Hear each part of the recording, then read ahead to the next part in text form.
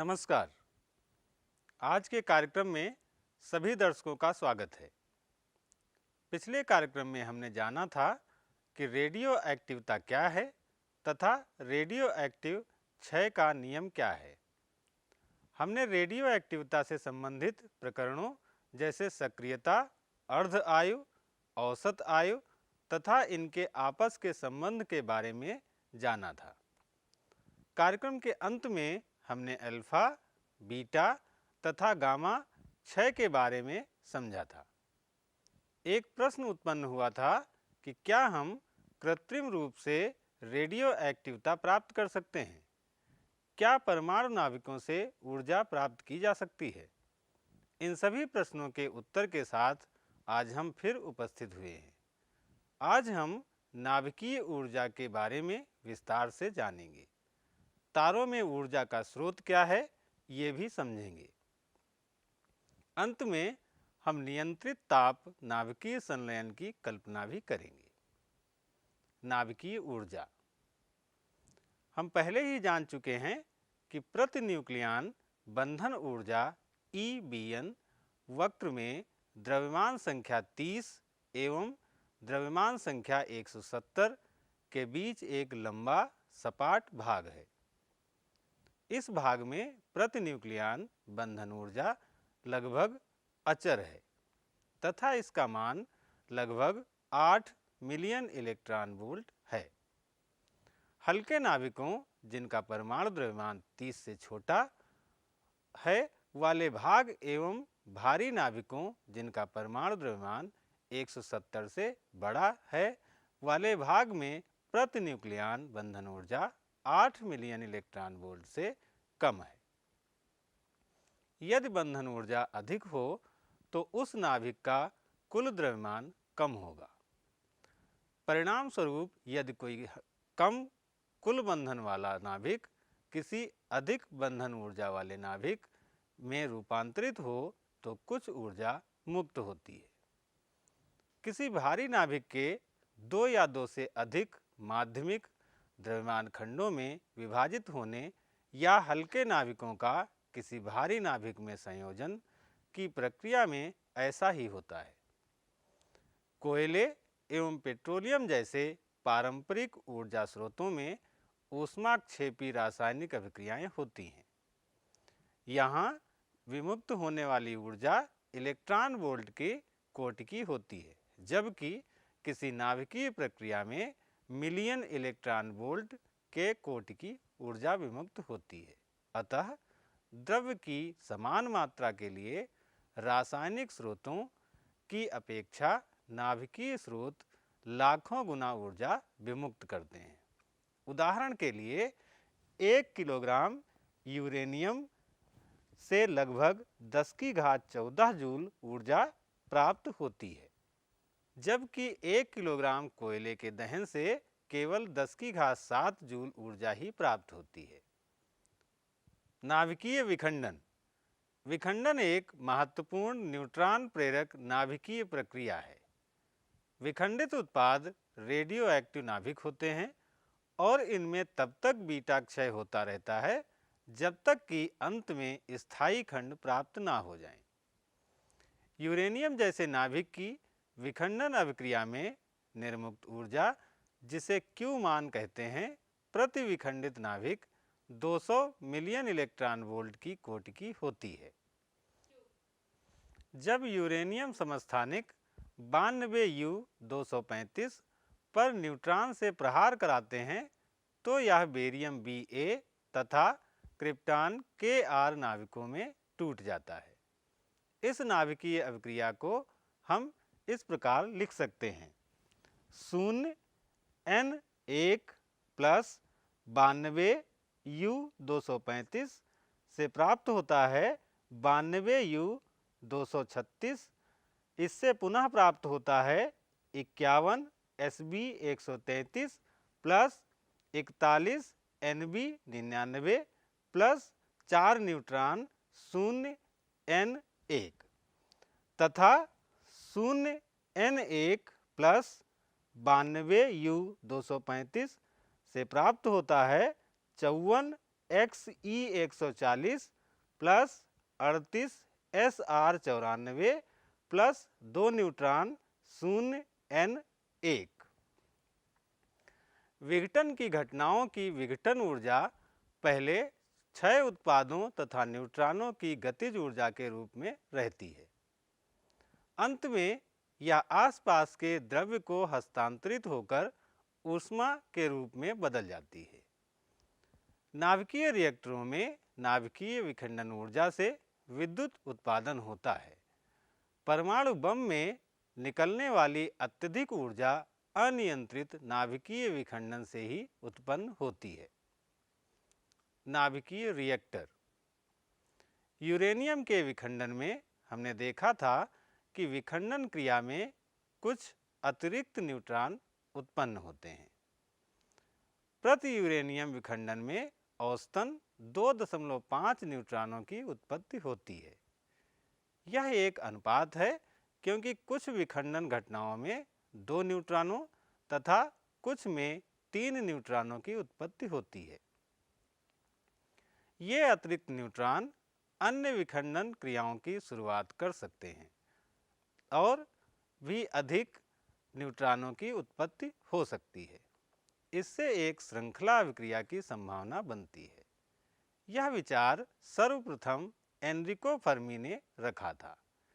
यदि इस श्रृंखला अभिक्रिया को ठीक से नियंत्रित किया जाए तो हमें एक स्थायी ऊर्जा मिल सकती है। नाभिकीय रिएक्टर में यही होता है। यदि श्रृंखला अभिक्रिया अनियंत्रित हो जाए तो इससे विखंडनकारी एवं विनाशकारी ऊर्जा मुक्त हो सकती है, जैसा कि किसी नाभिकीय बम में होता है। हालांकि किसी श्रृंखला अभिक्रिया को पोषित करने में एक और समस्या है। प्रयोगों से हमें ज्ञात हुआ है कि मंद न्यूट्रॉनों अर्थात तापीय न्यूट्रॉनों द्वारा तीव्र न्यूट्रॉनों की अपेक्षा विखंडन की प्रायिकता ज़्यादा होती है। विखंडन में निकले तीव्र न्यूट्रॉन अन्य विखंडन प्रक्रिया करने की अपेक्षा बाहर भी निकल सकते हैं। 92 यूरेनियम 235 के विखंडन में उत्पादित न्यूट्रॉन की औसत ऊर्जा 2 मिलियन इलेक्ट्रॉन वोल्ट होती है। ये न्यूट्रॉन जब तक कि मंदित न किए जाएं, यूरेनियम नाभिकों से क्रिया किए बिना ही रिएक्टर से बाहर निकल जाते हैं। यूरेनियम नाभिकों से इन तीव्र न्यूट्रॉनों के लिए श्रृंखला क्रिया को बनाए रखने में प्रयुक्त विखंडनीय पदार्थ की बहुत अधिक मात्रा की आवश्यकता होती है। अवमंदक। तीव्र न्यूट्रॉनों को हल्के न्यूट्रॉनों के साथ प्रत्यास्थ संघट्ट द्वारा मंदित किया जाता है। अतः रिएक्टरों में तीव्र न्यूट्रॉनों को मंदित करने के लिए विखंडनीय नाभिकों के साथ हल्के नाभिकों का प्रयोग किया जाता है। इन्हें अवमंदक कहते हैं। अधिकतर प्रयोग होने वाले अवमंदक जल, भारी जल D2O तथा ग्रेफाइट हैं।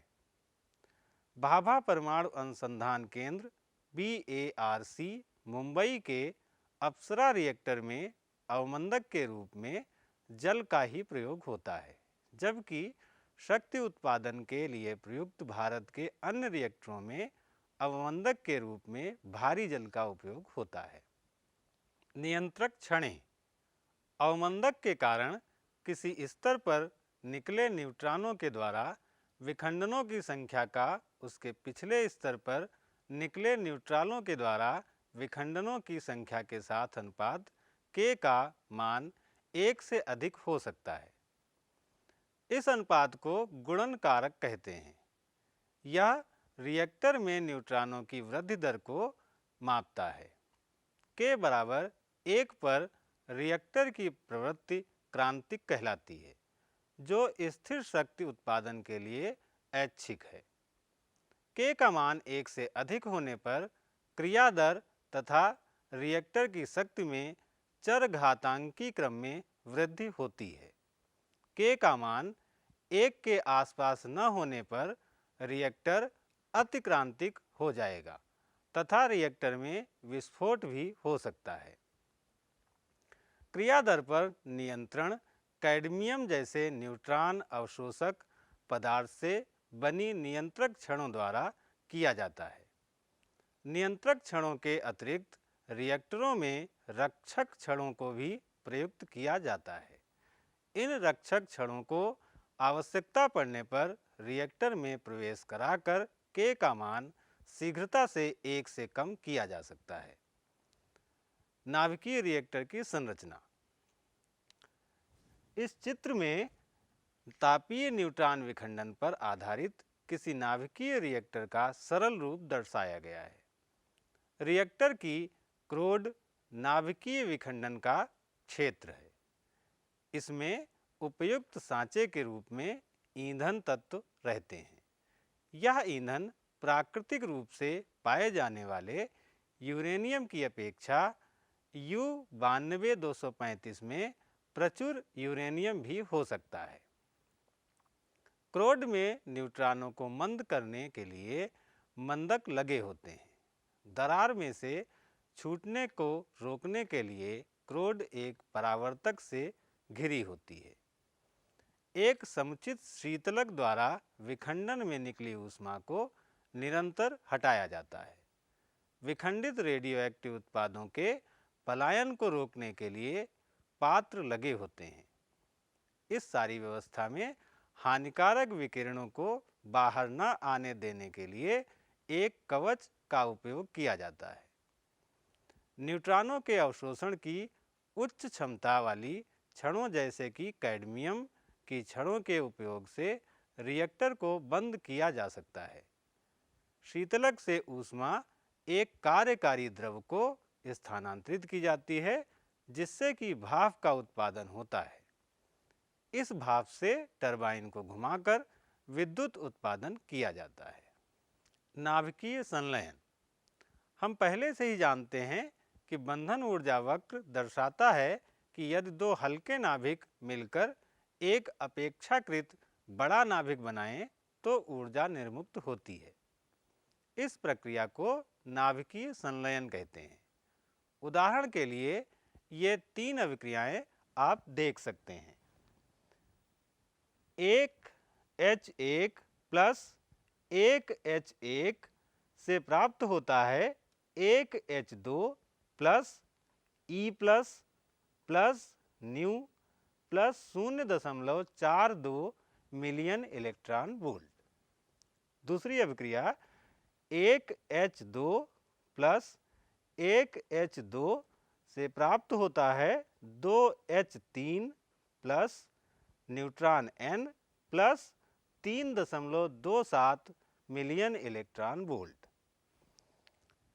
एक H2 प्लस एक H2 से प्राप्त होता है एक H3 प्लस एक H1 plus 4.03 million electron volt ऊर्जा। अभिक्रिया 1 में 2 प्रोटॉन मिलकर एक ड्यूट्रॉन एवं एक पॉजिट्रॉन बनाते हैं और इस प्रक्रिया में 0.42 मिलियन इलेक्ट्रॉन वोल्ट ऊर्जा निकलती है। अभिक्रिया 2 में 2 ड्यूट्रॉन मिलकर हीलियम का हल्का समस्थानिक बनाते हैं और 3.27 मिलियन इलेक्ट्रॉन वोल्ट ऊर्जा निकलती है। अभिक्रिया 3 में 2 ड्यूट्रॉन मिलकर एक ट्राइटियम एवं एक प्रोटॉन बनाते हैं और 4.03 मिलियन इलेक्ट्रॉन वोल्ट ऊर्जा निकलती है। संलयन के लिए 2 नाभिकों का इतने अधिक पास आना आवश्यक है जिससे कि उनके बीच लघु परासीय नाभिकीय आकर्षण बल कार्य कर सके। हालांकि दोनों नाभिक धनात्मक आवेशित हैं, अतः उनके बीच कूलाम प्रतिकर्षण होगा। इनमें कूलाम अवरोध पार करने के लिए समुचित ऊर्जा होनी आवश्यक है। इस कूलाम अवरोध की ऊंचाई आवेशों एवं नाभिकों की त्रिज्याओं पर निर्भर करती है। अधिक आवेशधारी नाभिकों के लिए अवरोध और भी अधिक होगा। किसी प्रोटॉन गैस में प्रोटॉनों द्वारा कूलाम अवरोध को पार करने के लिए पर्याप्त ऊर्जा 3 × 10⁹ केल्विन ताप पर प्राप्त हो सकती है। ताप नाभिकीय संलयन। ऊर्जा की उपयोगी मात्रा उत्पन्न करने के लिए नाभिकीय संलयन स्थूल द्रव्य में होना चाहिए। द्रव्य का ताप तब तक बढ़ाया जाए जब तक इसके कण मात्र अपनी तापीय गति के कारण कूलाम अवरोध को पार न कर जाएं। इस प्रक्रिया को ताप नाभिकीय संलयन कहते हैं। तारों में ऊर्जा जनन। ताप नाभिकीय संलयन बहुत उच्च ताप पर एवं अधिक दाब पर ही हो सकता है और ताप एवं दाब की ऐसी स्थितियां केवल तारों के अंदर ही उपलब्ध हैं। तारों में ऊर्जा जनन ताप नाभिकीय संलयन के माध्यम से ही होता है। सूर्य में होने वाली संलयन अभिक्रिया। सूर्य में होने वाली संलयन अभिक्रिया एक बहुचरण प्रक्रिया है जिसमें हाइड्रोजन हीलियम में बदलती है। अतः सूर्य के क्रोड में हाइड्रोजन ईंधन है। जिस प्रक्रिया से सूर्य में ताप नाभिकीय संलयन होता है उसे प्रोटॉन प्रोटॉन PP चक्र कहते हैं। प्रोटॉन प्रोटॉन PP चक्र। प्रोटॉन प्रोटॉन चक्र 4 अभिक्रियाओं के समुच्चय द्वारा व्यक्त किया जाता है। ये अभिक्रियाएं हैं 1H1 प्लस 1H1 से प्राप्त होगा 1H2 plus E plus plus new plus 0.42 million electron volt ऊर्जा। दूसरा E plus plus E minus से प्राप्त होता है gamma plus 1.02 million electron volt ऊर्जा। तीसरा समीकरण है 1H2 प्लस 1H1 से प्राप्त होता है 2He3 plus gamma plus 5.49 million electron volt ऊर्जा। चौथी अभिक्रिया है 2H3 प्लस 2H3 से प्राप्त होता है 2He4 plus 1H1 plus 1H1 plus 12.86 million electron volt ऊर्जा। चौथी अभिक्रिया होने के लिए यह आवश्यक है कि पहली 3 अभिक्रियाएं 2-2 बार हों और 2 हल्के हीलियम नाभिक मिलकर सामान्य हीलियम का एक नाभिक बनाएं। अतः 4 1H1 प्लस 2 इलेक्ट्रॉन से प्राप्त होगा 2He4 plus 2 new plus 6 gamma plus 26.7 million electron volt या 4 1H1 प्लस 4 इलेक्ट्रॉन से प्राप्त होगा 2He4 plus 2 electron plus 2 neutrino plus 6 gamma plus 26.7 million electron volt अर्थात 4 हाइड्रोजन नाभिक मिलकर एक हीलियम नाभिक बनाते हैं और इस प्रक्रिया में 26.7 मिलियन इलेक्ट्रॉन वोल्ट ऊर्जा निर्मुक्त होती है। सूर्य के लाल दानव बनने की प्रक्रिया। अनुमान है कि सूर्य को 5 अरब वर्षों तक बनाए रखने के लिए आवश्यक हाइड्रोजन उपलब्ध है। इसके बाद हाइड्रोजन का जलना बंद होने पर सूर्य ठंडा होने लगेगा। इससे सूर्य अपने गुरुत्व के कारण सिकुड़ने लगेगा जिससे सूर्य की क्रोड का ताप बढ़ेगा। इससे सूर्य का बाहरी आवरण फैलने लगेगा और सूर्य एक लाल दानव रेड जाइंट में परिवर्तित हो जाएगा। नियंत्रित ताप नाभिकीय संलयन। किसी तारे में होने वाली ताप नाभिकीय प्रक्रिया का रूपांतरण एक ताप नाभिकीय युक्त से किया जाता है। किसी नियंत्रित संलयन रिएक्टर का उद्देश्य नाभिकीय ईंधन को 10⁸ केल्विन ताप के परास में गर्म कर स्थायी शक्ति जनन करना होता है। इस ताप पर ईंधन धनात्मक आयनों तथा इलेक्ट्रॉनों प्लाज्मा का मिश्रण होता है। चूंकि इस ताप को बनाए रखने के लिए कोई वस्तु उपलब्ध नहीं है, अतः इस ताप को बनाए रखना एक चुनौती है। भारत सहित विश्व के कई देश इस संबंध में युक्तियों के विकास में प्रयासरत हैं। इन प्रयासों के सफल होने पर संभावना है कि संलयन रिएक्टर समाज को लगभग अनियमित शक्ति प्रदान कर सकेंगे। अब हम विखंडन पर आधारित एक प्रश्न हल करेंगे। प्रश्न है कि 94 Pu 235 के विखंडन गुण बहुत कुछ 92 U 235 से मिलते जुलते हैं। प्रति विखंडन विमुक्त औसत ऊर्जा 180 मिलियन इलेक्ट्रॉन वोल्ट है। यदि 1 किलोग्राम शुद्ध 94 Pu 235 के सभी परमाणु विखंडित हों तो कितने मिलियन इलेक्ट्रॉन वोल्ट ऊर्जा विमुक्त होगी? इस प्रश्न को हम हल करेंगे। 94 Pu 235 के 1 किलोग्राम द्रव्यमान में परमाणुओं की संख्या बराबर 6.023 गुणा 10⁻23 अर्थात आवोगाद्रो संख्या बटे 239 गुणा 1000। क्योंकि हमारे पास जो द्रव्यमान है वो 1 किलोग्राम है, इसलिए यहाँ पर हमने 1000 लिखा है, बराबर 2.52 गुणा 10⁻24।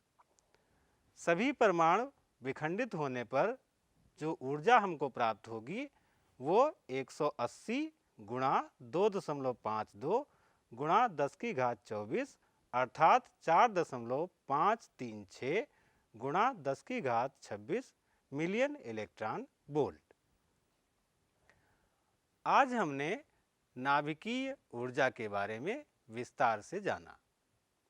हमने नाभिकीय विखंडन तथा नाभिकीय संलयन प्रक्रमों के बारे में भी जाना। आज हमने नाभिकीय रिएक्टर की संरचना और उसके विभिन्न अवयवों को समझा तथा तारों में ऊर्जा का स्रोत क्या है ये भी जाना।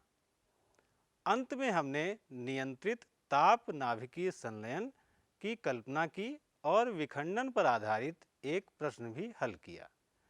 इसी के साथ आज्ञा दीजिए। धन्यवाद।